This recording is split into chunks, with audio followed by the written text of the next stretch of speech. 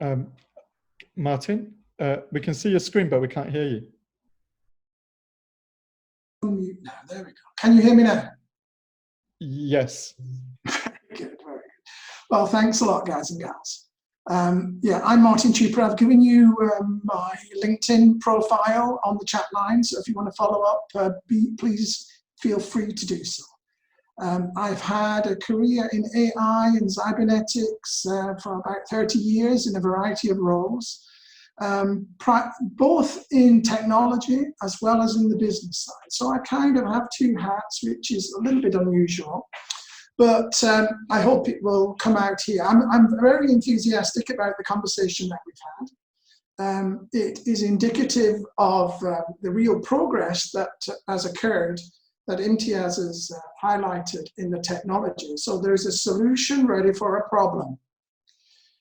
Now, the investors and the VCs that have been on the call, and I hope a few still are, have highlighted that this is different times, and indeed it really is. And so what we really need to do is to find real, genuine problems that can be addressed in a short time frame, that have a high ROI, that have a good corporate social responsibility, that can really make an impact in these pandemic and post-pandemic scenarios. And that's what I've been trying to do over the past 3 or 4 months since the emergence of COVID-19.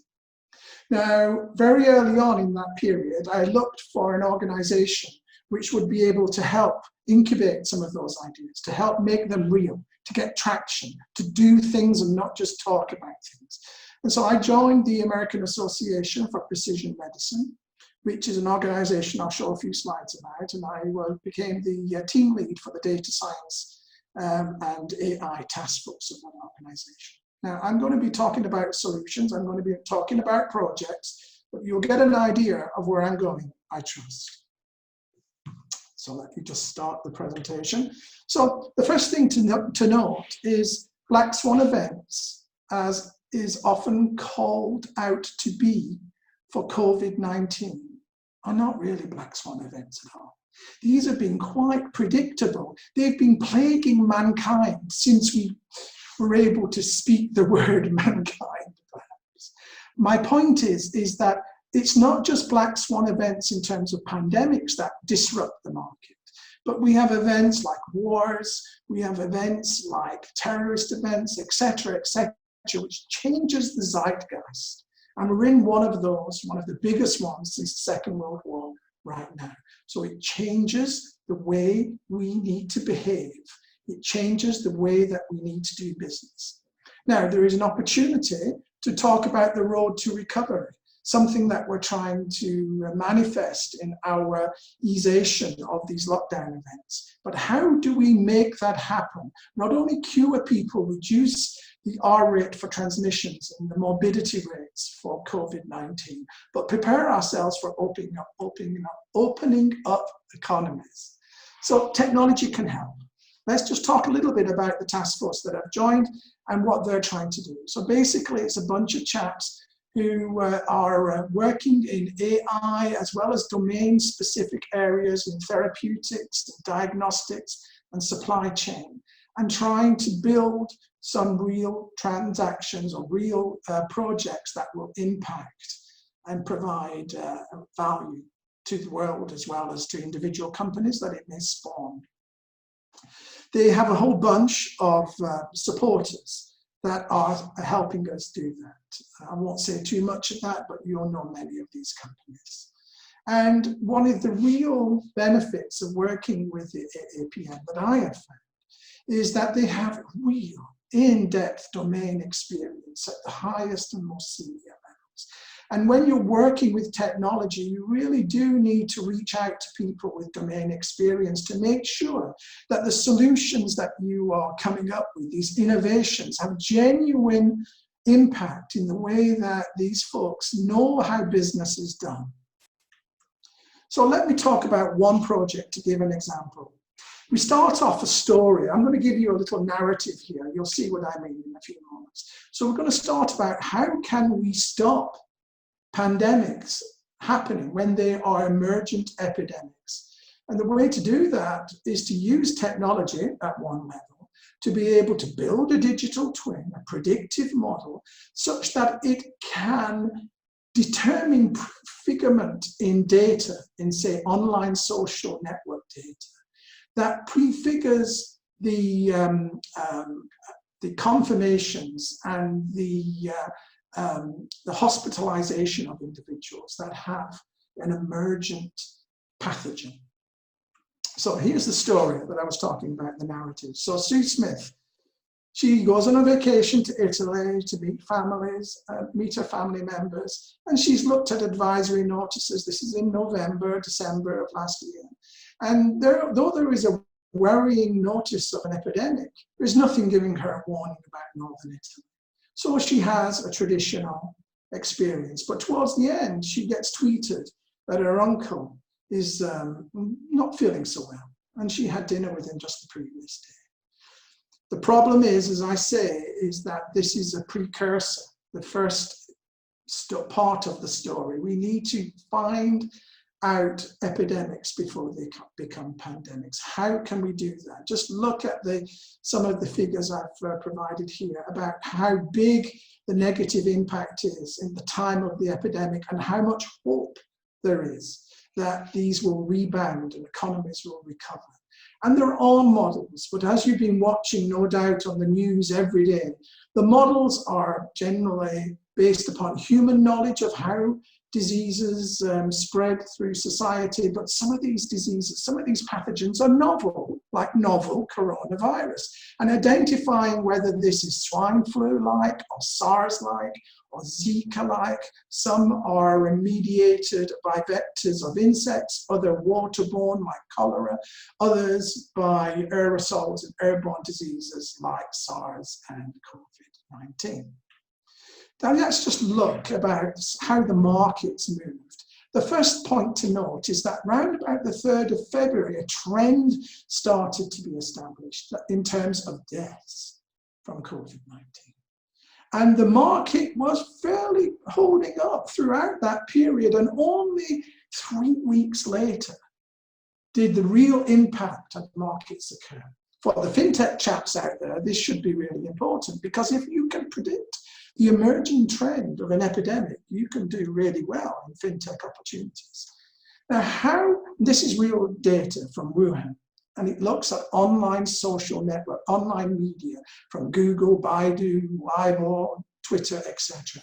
Now look around about 18th of January. Remember that first graph about the emerging trend was February the 3rd. A full 2 to 3 weeks before suspected, and these are the dotted lines of suspected and confirmed cases, a full 3 weeks, there was prefigurement. People were tweeting, I'm not feeling so well, I've lost my appetite, or I can't go to work today. Thousands, tens of thousands of people in Wuhan were providing that data, accessible data. You can buy tweets. So that's indicative of something that could be built. And we've built in APM now patent pending technology that looks at that. That's project 1. Project 2, I'm going to take you through, is how we could use technology to do pre-screening and care delivery. The deluge of people being concerned about their medical problems really impact the ability for healthcare systems to respond effectively. So can we use technology? Yes, we can. We can build pre-screening systems. The particular one I'm talking about is the Remoscope chatbot, which is basically an ecosystem beyond just chatbots, but electronic health record, encryption and depersonalization systems, telemedicine consultations by video, payment systems, blockchain financial transaction systems to buy tests, to buy pharmaceuticals, to pay for those video consultations perhaps. And so Sue is able to use one of these devices to be able to have a telemedicine visit, and she has to maybe get a test, and she hears that her uncle has been hospitalized, is now on a ventilator. She's worried. She needs this reassurance that she will be looked after. So the problem is healthcare collapse in pandemics. And the numbers of errors that are caused by overwork, the number of deaths by mistakes, and the fact that some existing in use neural networks and NLP mechanisms aren't really up to the job. They're 5 to 7 year old technology. It's not the latest generation. They have trust issues, for example. So the Remoscope solution has a clear, massive market opportunity. We could go into the numbers, but I don't have time to do that. There are patents that have been filed on that. There are devices, hardware devices, which are specific for the COVID-19 symptom tracking, integrated with an accurate chatbot, integrated with electronic healthcare record systems. This is the kind of innovation we need to address the problem of pre-screening. So I could show you a demo. I don't think I have the time. The point of putting a demo here is to show you that we have traction, we have built this technology. Okay, moving down from that, because I don't think we have too much time. Maybe I'll just give you a snippet. So this is the company. I'm actually working with this company as one of the chief executives. And it's a technology we call Flume, and we can just skip through to some of the transactions which are demoed here. And so this shows some of the interactions. This particular interaction is using a blockchain transaction system to pay for health credits for the individual. So there's a chatbot transaction, a high-level conceptual semantic network, which is hybrid AI.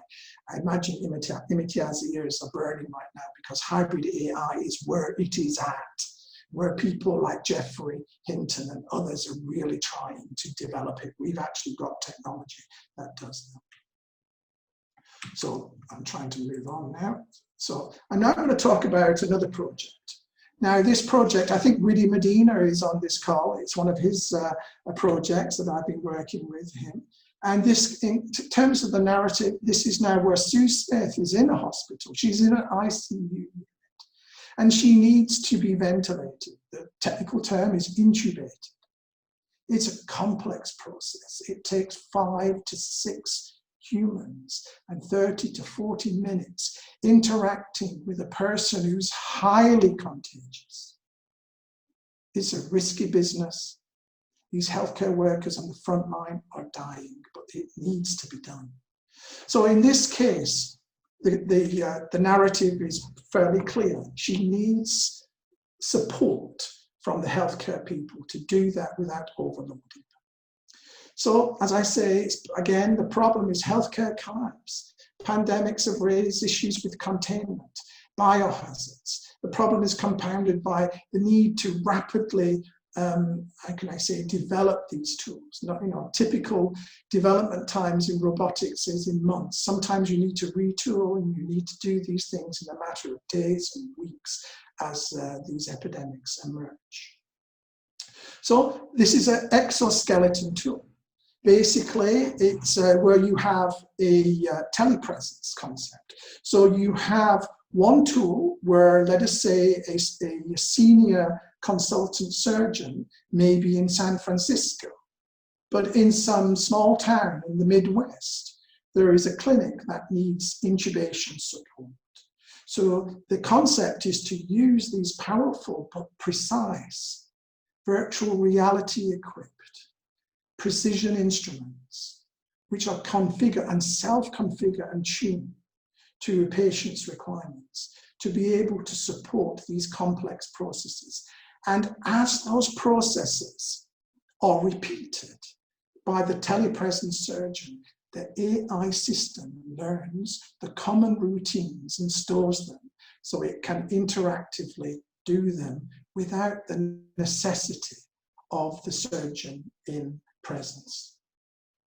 Again, there's a video that we've prepared here. I'm not going to spend too much time on it, but it shows the fact that this exoskeleton exists. This is a real system. It's not just an idea. It's available to be ported onto the application. Here you see an individual is interacting with the system, but this could be the surgeon. And their motions are being repeated in a highly contained area. It has many, many applications. So with that said, and with time being of the essence, let me move on to the final stage of Sue Smith's journey. She's been through intubation. She's come out of the hospital, but her trauma is significant. She needs help. Let me just give you one statistic.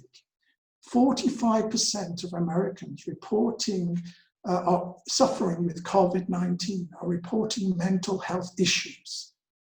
That's hundreds of thousands of people with mental health issues. So how can our AI technology, our emerging technologies of virtual reality and IoT and biosignal analysis help? Well, one particular solution is Flora, and we're working on this too. And again, this is development transaction. All of the opportunities I've mentioned to you today are patent pending and are looking for serious financing to deliver them and for that to be done as soon as possible. Here is a video of how Flora could be used. It's basically an individual who has a virtual reality experience and she's talking to a counselor. That counselor might be an avatar driven by a chatbot. It doesn't necessarily have to be a human in this domain, but it could be and would be in the early stages. But the technology opportunity here is not just to address PTSD of COVID patients, but depression, anxiety, suicide ideation. And across the world, in places where psychological support is just not available. So thank you for your time. I think I'm just under 20 minutes, so I think I've done my job. I'm sorry for it being rapidly paced. And I'm sorry for not being able to show you all of the videos to show you that it's real. But if you're interested, if you want more in-depth information, please reach out to me at my email there. Just jot it down. It's my name with @scienco.io. And I'd be happy to talk to you further. You know, I'll just leave you with this thought, and it's a quotation from The Tale of Two Cities by Charles Dickens. It was the best of times, it was the worst of times. Worst because we're having this suffering that we've never experienced perhaps in our generation. But it's the best of times because not only can we address these problems with our technology and our expertise, but we can rid ourselves of plagues on mankind in the future. With that hope that we will persevere because of your talent and our actions today, I say thank you and I look forward to your cooperation. Thank you again.